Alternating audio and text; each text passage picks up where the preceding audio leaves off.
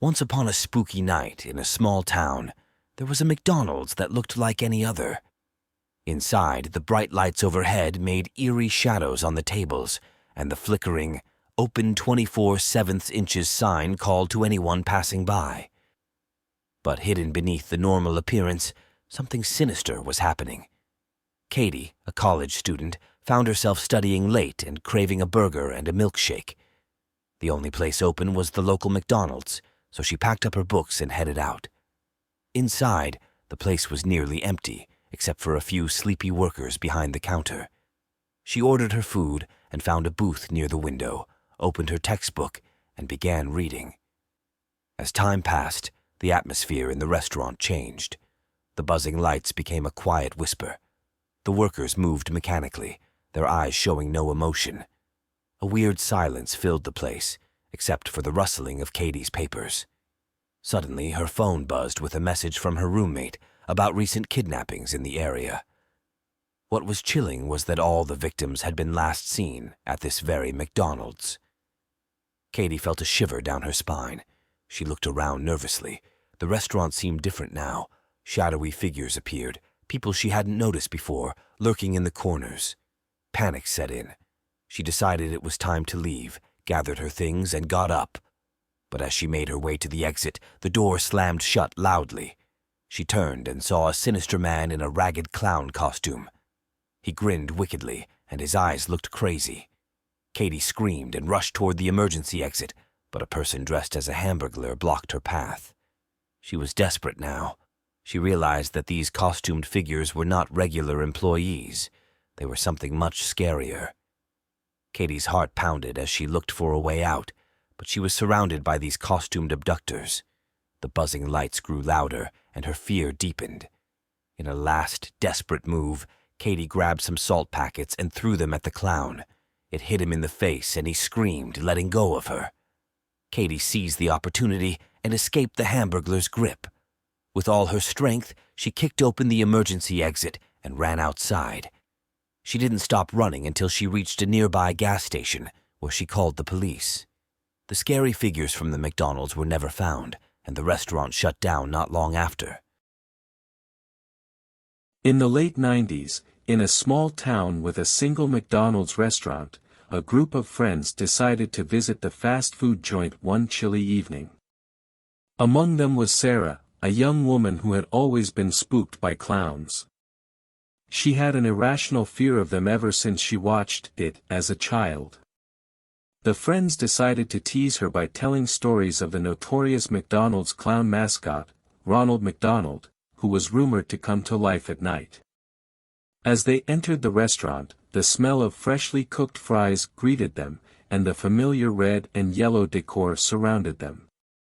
Sarah tried to shake off her uneasiness, attributing it to her friends' teasing. They ordered their meals and settled into a corner booth. The place was nearly empty, with only a few late-night diners scattered around. The friends laughed and enjoyed their meal, and the conversation drifted to clowns. They shared stories of creepy clown sightings and the urban legends that had long terrified children in the town. Sarah tried her best to hide her growing unease, but it wasn't long before she felt like someone was watching her. As she glanced around the restaurant, her heart skipped a beat.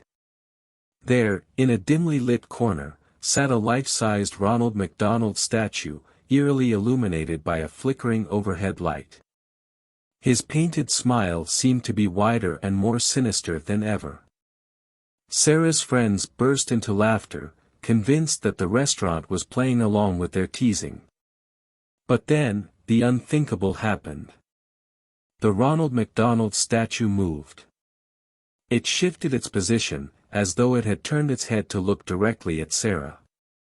She gasped and pointed it out to her friends, who now fell silent. The statue moved again, this time raising a gloved hand and beckoning her with one stiff, white-gloved finger. Terror gripped Sarah, and her friends realized that this was no prank. Without a second thought, they abandoned their half-eaten meals and bolted for the exit, leaving behind their startled laughter and the haunted Ronald McDonald statue. The friends never returned to that McDonald's, and Sarah's fear of clowns intensified. The unsettling encounter left them with a chilling story to tell, a reminder that sometimes, even irrational fears can manifest in the most unexpected and unsettling ways, especially when it comes to a familiar and iconic figure like Ronald McDonald. In a quiet suburban town, there was a McDonald's that had been serving families for generations. It was the kind of place where locals would gather, share stories, and enjoy their meals in the bustling atmosphere. But one ordinary evening, something rather unsettling occurred. A family of 4, the Johnsons, visited this McDonald's for their usual Friday night dinner. The parents, John and Mary, and their 2 children, Sarah and Tommy, were excited to indulge in their favorite fast food treats. As they entered, the familiar smell of French fries filled the air, but there was an odd tension in the restaurant, an inexplicable unease that made them feel like they were being watched. They ordered their meals, found a booth, and began eating. As they dug into their burgers and fries, John suddenly felt something hard in his mouth. He spat it out onto his tray, and to his horror, he discovered a small, metal object that looked like a screw. Alarmed, he showed it to the rest of his family. Worried and disturbed, the Johnsons alerted the manager, who apologized profusely and assured them it was an isolated incident. They received complimentary meals and decided to stay, though their appetites had been significantly diminished. As the family continued to eat, Mary noticed something unusual about their soft drinks. When she opened Sarah's kid-sized drink, she found a dead insect floating in it. She examined the other drinks, and each one contained a different creepy-crawly surprise. Appalled and disgusted, they showed the contaminated drinks to the manager, who was equally horrified. The manager promised to thoroughly investigate the situation, but the Johnsons had lost their appetite entirely and left the restaurant with an unsettling feeling. They later received a call from the McDonald's management, who informed them that a disgruntled former employee had been responsible for these disturbing events. This employee had sought revenge against the fast food giant, and his actions had not only horrified the Johnsons but also threatened the restaurant's reputation. The Johnsons' unsettling experience at their beloved McDonald's served as a stark reminder that even in the most familiar places, strange and unsettling things can occur, reminding everyone that caution should always be exercised, even in our favorite eateries.